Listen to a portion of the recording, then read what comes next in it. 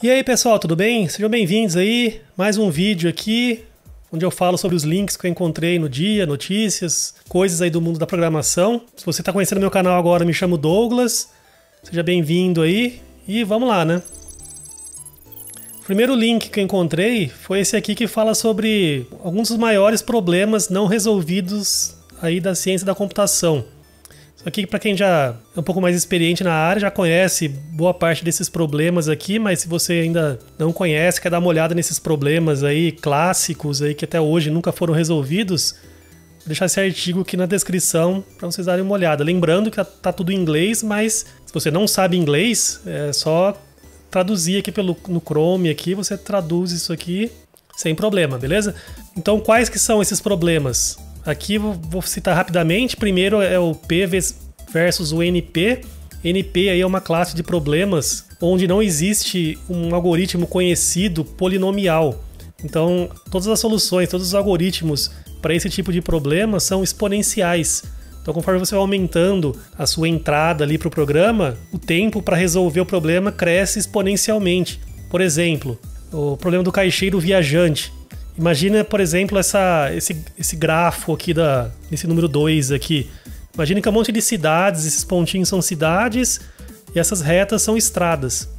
Então o problema é sair de uma cidade, visitar todas as outras cidades apenas uma vez e voltar para a cidade de origem. Então a gente não pode, por exemplo, aqui, ó, chegar numa cidade, ir para outra e depois voltar para a mesma que a gente já visitou. E aí você passaria duas vezes pela mesma cidade. Tem que passar uma vez só e no final voltar para a cidade de origem. Aí, né, no número 3 aqui, 4, tem uma solução, né, para esse grafo específico. Parece simples, só que esse problema até hoje não existe uma solução polinomial. Todas as soluções são exponenciais. Ou seja, se aumenta o número de cidades, se aumenta exponencialmente o tempo para calcular essa rota aí, se ela existir. Aí o problema aqui é que ainda não se sabe se esses algoritmos NP, que tem uma classe dentro desse NP aí, que é os NP completos, que são algoritmos que são redutíveis entre si. Você consegue fazer uma redução de um problema para outro, tem toda uma teoria lá.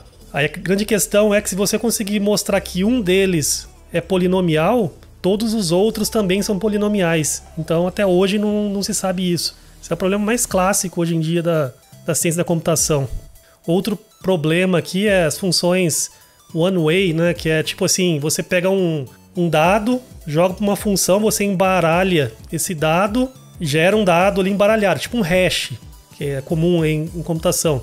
Aí o problema é você pegar esse hash, essa coisa que foi embaralhada, e voltar para a coisa original. Uma função one-way, você não consegue fazer isso. Você consegue ir de um lado, pegar um dado e embaralhar, mas você não consegue pegar a coisa embaralhada e desembaralhar. Até hoje não se sabe se existem realmente funções one-way ou não. Essas funções de hash que a gente conhece hoje em dia, apesar de ser praticamente impossível de serem quebradas, né, algumas já foram no passado. Então não se sabe se elas são essas one-way ou não, né?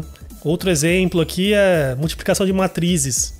Ainda não se conhece o algoritmo mais otimizado possível para multiplicação de matrizes. Sempre o pessoal consegue fazer aí algoritmos aí que consegue diminuir um pouco ali o teto. Não se sabe ainda qual que é o mínimo possível. Outro problema clássico também é fatoração de números inteiros. Tipo, você pegar um número, qualquer número, pegar eles e transformar em multiplicação de números menores. Tipo assim, o 6 é a mesma coisa que o 3 vezes o 2. O 8, 4 vezes 2. E assim por diante. Ou o 8, 2 vezes 2 vezes 2, né?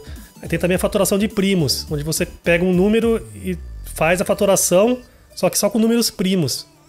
Esse algoritmo também não existe um algoritmo polinomial, só exponencial. Então isso aqui, por exemplo, é usado hoje em dia na parte de encriptação, aqueles RSA, aqueles algoritmos que trabalham com números primos.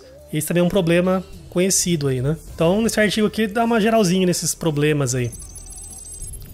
Segundo link, encontrei aqui um link para uma página de uma faculdade aqui, lá, Cornell, onde tem um curso aqui de compiladores avançados. Então isso aqui, se você quiser dar uma olhada, para ver se tem alguma coisa interessante aqui, tem várias aulas, videoaulas aqui para ver, né? Não vou tocar aqui, senão pode dar problema, mas tem um monte de coisa aqui, tudo free aqui. Então vale a pena dar uma olhada se você gosta dessa área de compiladores. E compiladores é uma área bem legal na computação, é bem complexo, assim, um compilador geralmente tem tudo que você aprende em teorias de computação, aquelas estruturas de dados bem cabeludos, assim, que você acha que você nunca vai usar, em compiladores você usa. É bem legal, assim, uma área bem legal da computação. Eu tenho aqui uns livros aqui de compiladores. Tenho esse aqui, ó, que é um clássico aí, que é o do Dragão, que é o do Arro. Esse aqui é a primeira edição, mas tem já a terceira, acho. Esse aqui é um livro, um dos mais conhecidos aí da área de compiladores. Só que eu gosto mais desse daqui, ó, que é o do Scott, Programming Language Pragmatics. Esse aqui é bem legal, ele é uma linguagem diferente da do Arro lá, eu prefiro essa aqui. E também fala de coisas mais modernas, linguagens mais modernas, linguagens funcionais. Essa aqui é a terceira edição, mas já tem a quarta. Então se você quer entrar nessa área de compiladores, recomendo esse livro aqui. Outro link interessante que eu achei é uma notícia aqui que um carinha aí anônimo, um cara aí, né, não muito conhecido, conseguiu craquear uma cifra daquele assassino do Zodíaco, que é um serial killer que nos anos 60 matou um monte de gente. Ele deixava umas senhas assim encriptadas, umas cartas encriptadas para a polícia. E até hoje várias delas nunca foram quebradas. Então nesse artigo que eu vou deixar aqui na descrição, tem vários links aqui para várias dessas cifras. Várias delas ainda não foram decifradas. Mas essa aqui, que é a 340, um cara conseguiu decifrar. E até tem aqui o que o assassino do Zodíaco lá falava.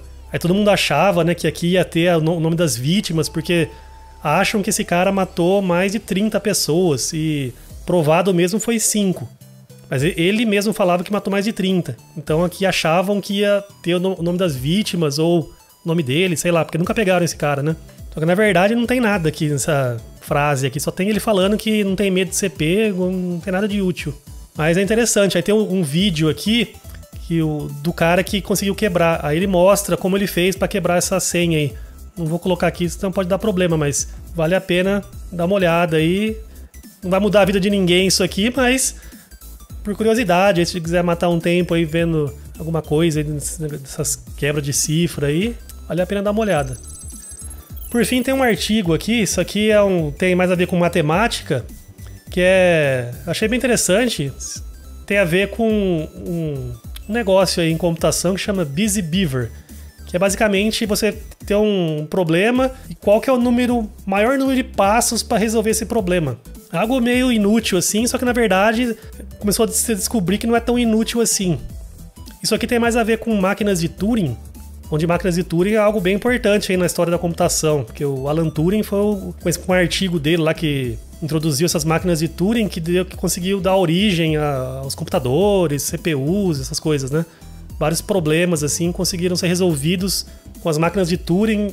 Basicamente é como se fosse uma CPU que tem regras ali e começa a resolver problemas em um tempo finito. Então eu aconselho a ter um livro aqui, ó. Se você quer aprender essa parte de máquina de Turing, tem esse livro aqui, ó, The Annotated Turing, do Charles Petzold. Esse cara que é bem conhecido, um cara da Microsoft. Esse livro aqui, ele pega o artigo clássico, até deixei aqui o artigo clássico aqui, ó, do Alan Turing, de 1936, né? Esse livro aqui, ele vai... Não mostrei aqui, né? Esse artigo clássico aqui. Esse livro aqui, ele vai linha por linha desse artigo, desde o comecinho aqui, ó. Ele vai pegando linha por linha, parágrafo por parágrafo, né? Ou trechinho por trechinho, vai copiando e vai explicando linha por linha desse artigo. Um artigo bem grande, tem acho que 30 e poucas páginas. Ele explica linha por linha de forma bem didática. Então, se você quer aprender o que é máquinas de Turing, vê esse livro aí. Aí nesse artigo, o cara fala desse negócio aí de Busy Beavers, né, que uma máquina de Turing é você pegar uma fita, imagina uma fita infinita, um monte de quadradinhos, onde cada quadradinho tem um número, e aí você tem regras que você aplica em cada quadrado. Por exemplo, no primeiro quadrado pode ter a seguinte regra, ó. Até colocou aqui. Se o quadrado contém 0, troque esse 0 por 1 e mova um quadrado para a direita e consulte a regra 2. Mas se o quadrado tiver 1, deixe o 1 ali e mova um quadrado para a esquerda e consulte a regra 3. Então você vai fazendo isso, você vai manipulando ali os números nas casinhas de acordo com alguma das regras e pulando para outra casinha usando outra regra. Com isso você vai como se fosse rodar um programa com instruções de computador, assim, né? Segue mais ou menos a mesma lógica. Aí com isso você consegue ir resolvendo problemas de matemática. O Alan Turing, aquele artigo, não tem nada a ver com computadores, porque naquela época nem tinha muito esse conceito aí, né? Tava começando, né? Então isso aqui foi feito para resolver problemas matemáticos.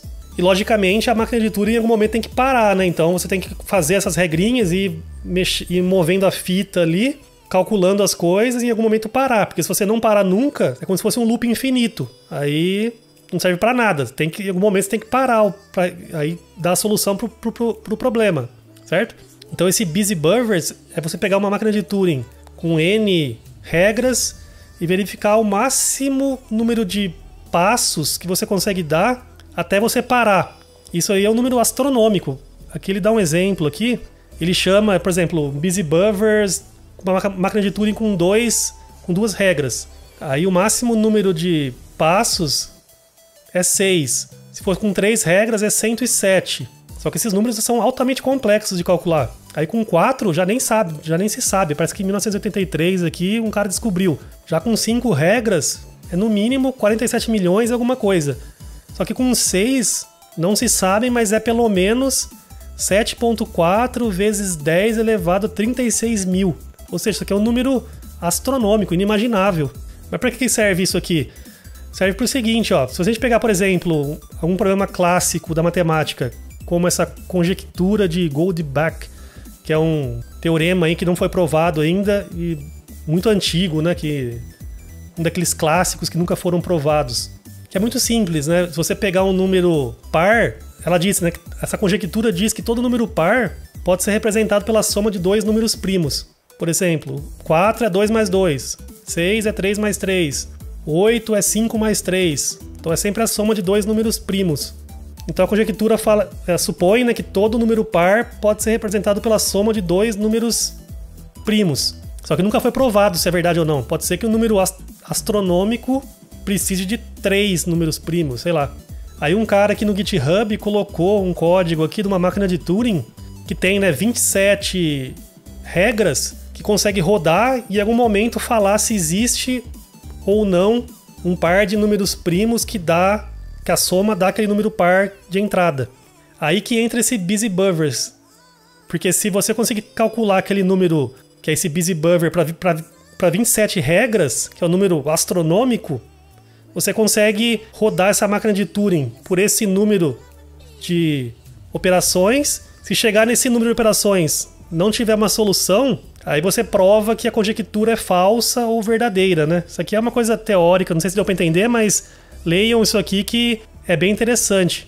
Mostra assim, como você conseguir calcular esse número de Busy Buffers de uma forma independente, você consegue criar uma máquina de Turing, rodar um algoritmo, aquele número de passos e verificar se aquele teorema é verdadeiro ou não.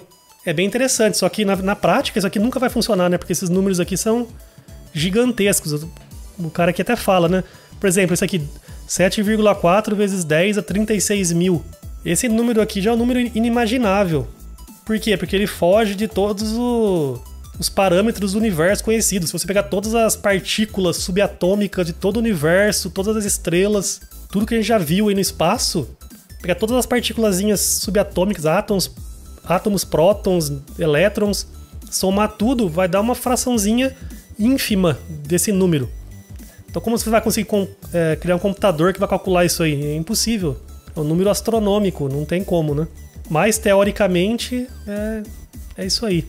Ah, mas viajei demais aqui. Leiam aí se vocês têm interesse nessa parte de matemática. E por hoje é isso. Se vocês gostaram, se inscrevam no canal, cliquem no sininho e vejo vocês aí no próximo vídeo. Beleza? Abraço!